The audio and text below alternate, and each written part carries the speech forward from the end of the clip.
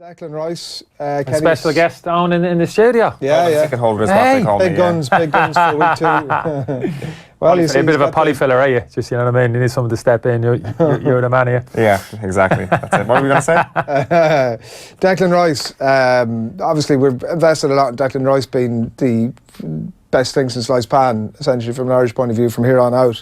It's a lot of pressure on him. And then we best see thing since batch loaf. Let's stick with that. Loaf. Yeah, not sliced pan. Good. That's never. With a bit of butter. So the point about it being that he was obviously taken off, and we've now got massive question marks, particularly given that he's playing centre mid, and we're sort of looking at maybe that might be an option from Martin O'Neill point of view. What's your yeah, well, I agree with that, what Keith said there. I watched the I taped the Liverpool game actually the weekend. I watched the Arsenal Man City game, but I went back and watched it later in the day. I watched the first half because I wanted to have a look at Declan and see how he played. I noticed he'd been brought off at half time, so I wanted to have a look at the first half, and I agree with Keith was saying. It's tactically how City set up, not just hurt Declan but hurt the whole team. Liverpool just too good. They got too far. They got too stretched. The West Ham midfield, Antonio one wing, Felipe the other wing, too stretched across the pitch. Mark Noble, who's a decent footballer, just got no legs whatsoever. Too many spaces in and around him. Keita driving and Milner driving in behind them. And Declan was one really looked as if he had the legs to get around the pitch and try and make a few tackles. But you can't press by yourself. You got to do it collectively. You got to know what you're doing. And Manchester City did know what they're doing, basically too loose, too erratic in their decision making, particularly out of possession of football. West Ham, excuse me. So they were exposed. So in that kind of situation, it's the easy option. You know, the young pro, 19, 20 years of age. What's your options? He takes Mark Noble off, club captain. That's not going to happen. Jack Wilshere's kind of playing as a number 10 up top. You know, high profile, big signing. He's not going to come off. So what do? We take the young lad off. So I wouldn't worry about that. But there'd be a small worry going forward that he doesn't get the amount of games that for me needs to keep developing. I'm a huge fan of Declan. And particularly what I saw in the Aviva against America.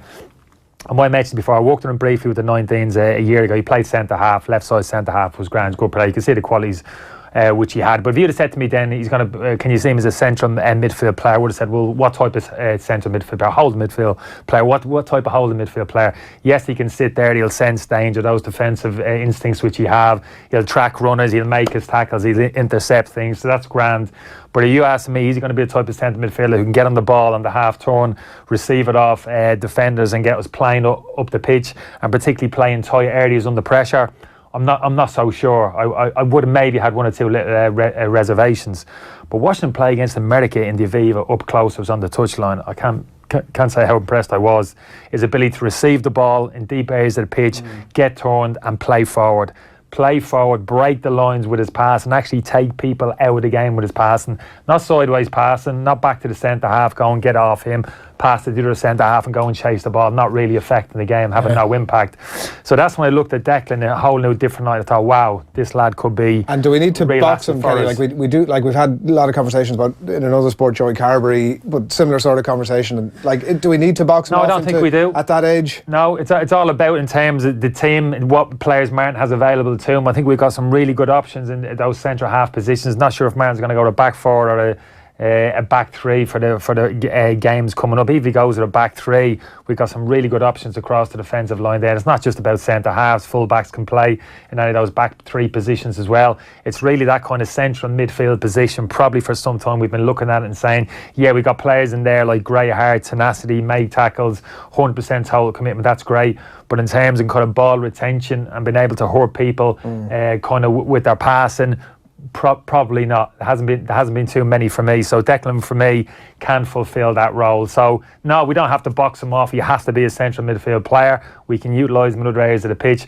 But where is he going to be most beneficial to us over the next 2, 4, 6 years? Yeah, potentially it could be in that central midfield area, and that's why I'd like to see him get a run of games at West Ham in that area of the pitch. I think he's good enough. They've brought in spent a lot of money in the centre half positions. West Ham, my gut feeling tells he may not get too many opportunities there. So central midfield is the area where I'd love to see him get an extended run in the team. But unfortunately, the money that they've spent and the politics around every kind of football in terms of players and personalities, I just hope he's the one who doesn't bear the brunt of that. Yeah, like I wonder when it comes to the Ireland management and how they view team selection at this point.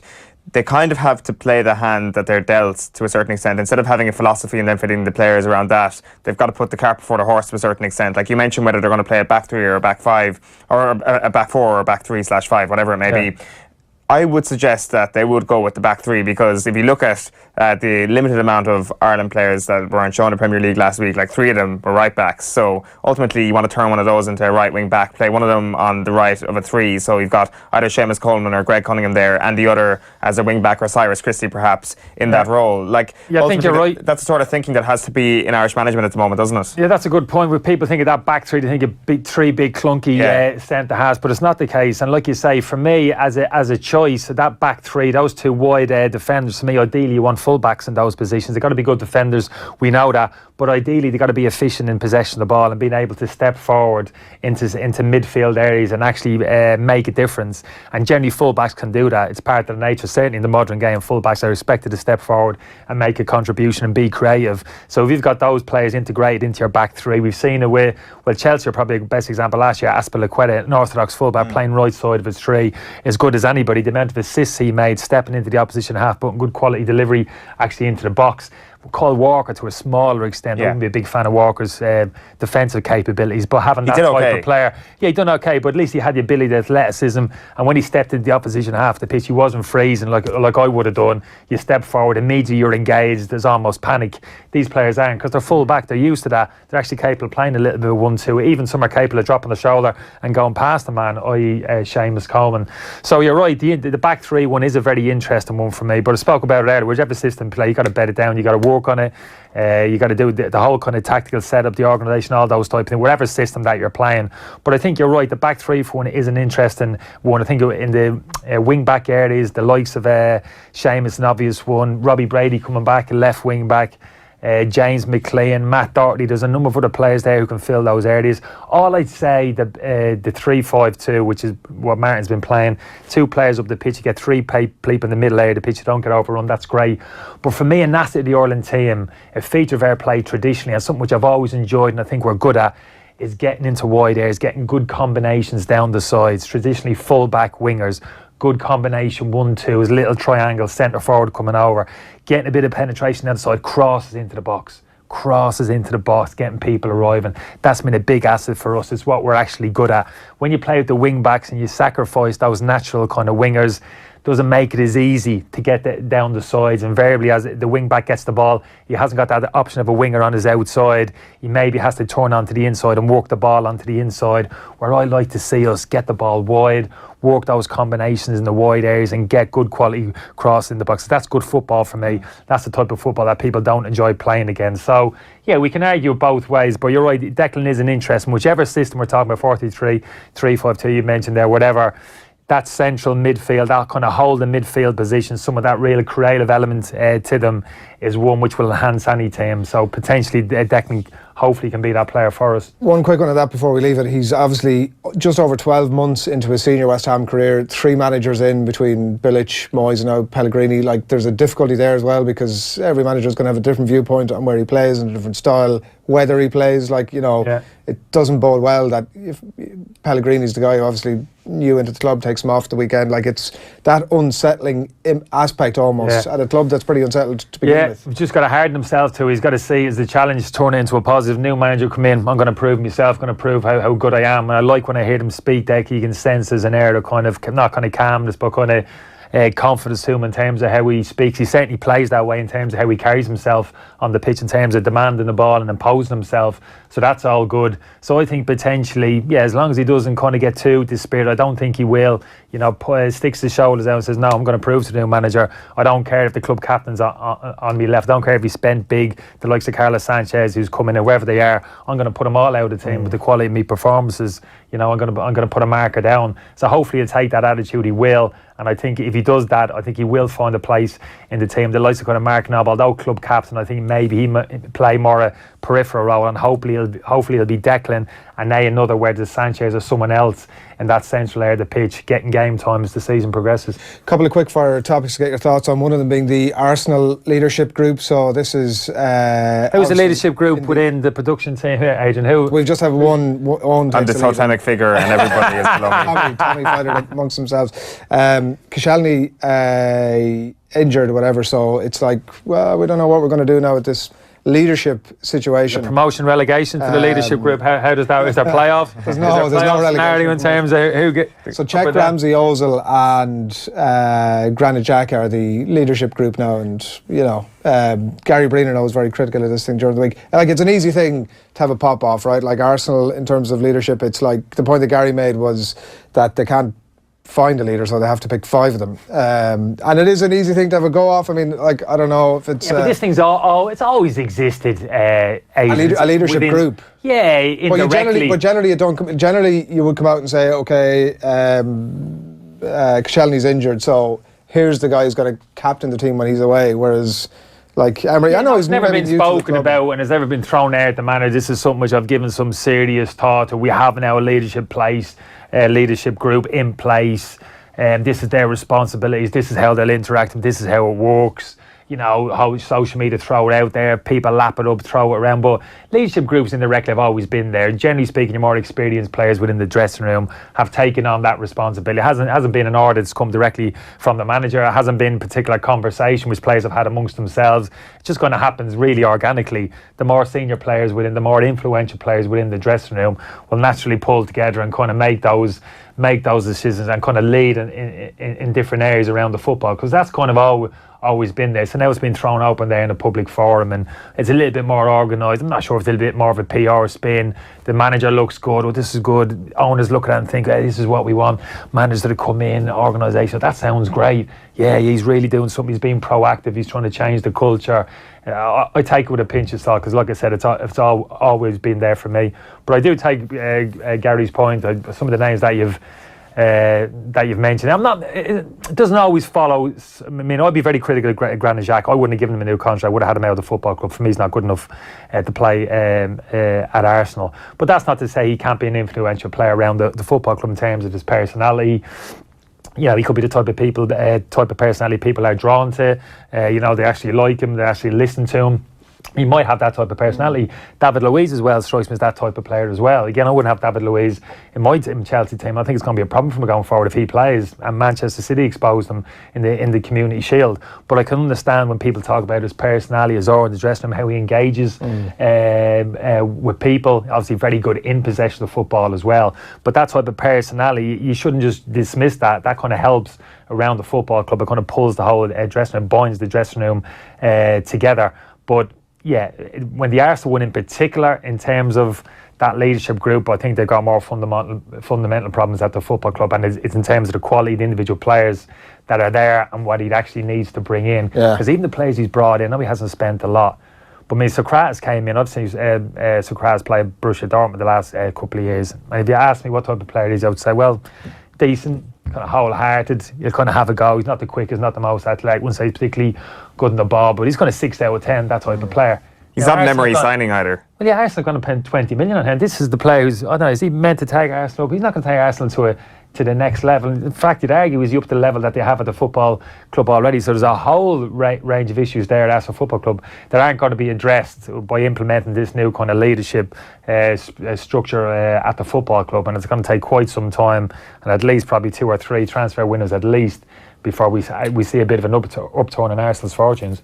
Just want to ask you quickly about La Liga and the fact that they've confirmed that it's a 15-year deal that they're going to send a regular season game over to the USA. Oh, right. I thought you were talking about the not being able to catch me Italian football in general. Well, I mean, they're both sort of tied together. So this is obviously going to be an online paywall if you're in this part of the world to consume any of your Italian or Spanish football for the season. I'm lazy, so I would have signed up to I'm signed up to Sky in the UK, so I got on me BT, I've got on it as well, my package. Obviously I need to see the European stuff to Sky, and then obviously they've been dropping in La Liga and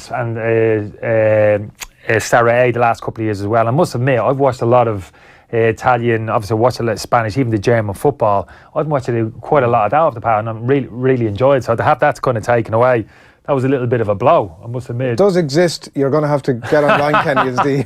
It has not been removed from your life. It's gone. It's gone. When I switch my telly on and I flick through the channels, I can't get it. So in my world, it's gone. Well, what you can do is you can flick through the channels on your phone, press the Chromecast button, and it's on your TV.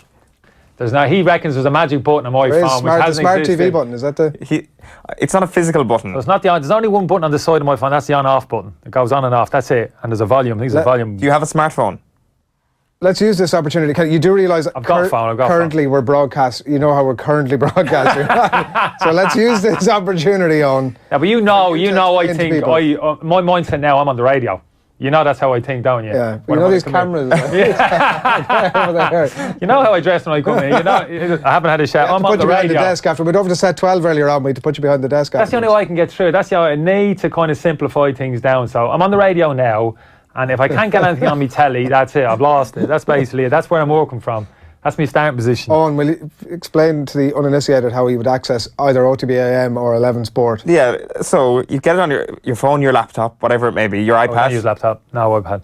Phone. Can I see your phone?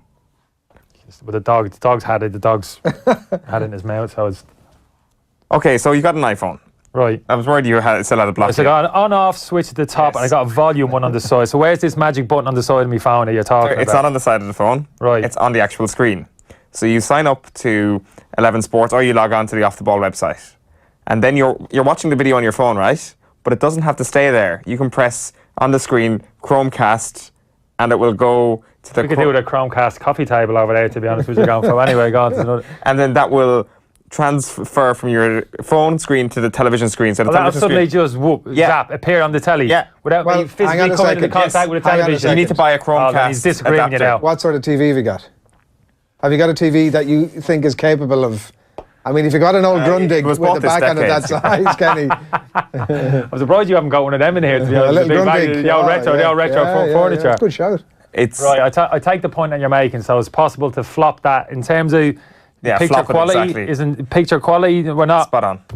No, up and... Once you're doing it legally... Those old tellies, they used to... The picture used to flip up and down. Once you've got good internet and you're doing it legally, that's the main thing. And sometimes a legal thing. Ray of hope. Ray of hope. Right, so are you pro La Liga going to the US and Canada or against it? No, I don't like it personally. I think it's going to happen. You're right, I was talking Premier League some years ago. But yeah, no, I think it's coming. And I think it'll be to the detriment of the league long term. I think it will happen. I think there'll be explosion of interest around it, particularly Liga in America. There, I can see that connection there. But the Premier League in particular, for me, it'd be a real sad day. I think it would actually potentially harm the product in the long term if they did start taking games around the world. Do you think that the product of the American sports is harmed by them playing games in Europe? No, I think it's different. I think it's the mentality a little bit different. First of all, we don't have a professional American league, American sports league, whereas they do. In the Premier, I think generally speaking, you speak to people in wherever it is, this side of the world, England, Ireland, and say, how do you feel about your club taking the games kind of worldwide? I think the natural reaction would be, no, let's keep at. No, well, it's already the US example doesn't work the other way because it's already skewed in the US, given that they're franchises and they move from one city to another anyway. I know the size, as if they're traveling from country to country anyway, going inside the United States. But I think the mentality is a little bit different. I don't think there's people marching on the streets. If you saw 1 or 2 Premier League games go over to whatever Southeast Asia or 1 or 2 places or even America. But for me, I wouldn't want to see it. But City played a game in Ukraine last year. What's the difference between didn't play a Premier League game in the Ukraine. I know, but in terms of the logistics, that's what I'm saying. The world is a much smaller place. I think logistically, that's what I'm saying. There is an argument. The American thing, you can't make too much of an argument. I'm more of a traditionalist that I'm talking about. I'm not talking about any kind of detail. I wouldn't want to see the kind of league kind of break and start visiting every corner of the world. I think the actual product would suffer personally. I think there's still something about your home games, your away games, your home support traditionally being drawn from the kind of surrounding area. That kind of energy still within the stadiums is still there. It's not as good as it was 20 years ago, but I think it's still kind of there. That buzz around the kind of stadiums it's different. I don't think you can replicate that if you go and take a game over to Kuala Lumpur or anything like that. Yeah, there's going to be lots of people around the place wearing all the jerseys, and it's probably maybe even bigger attendances. But for me, it's not going to be the same. It's going to be different.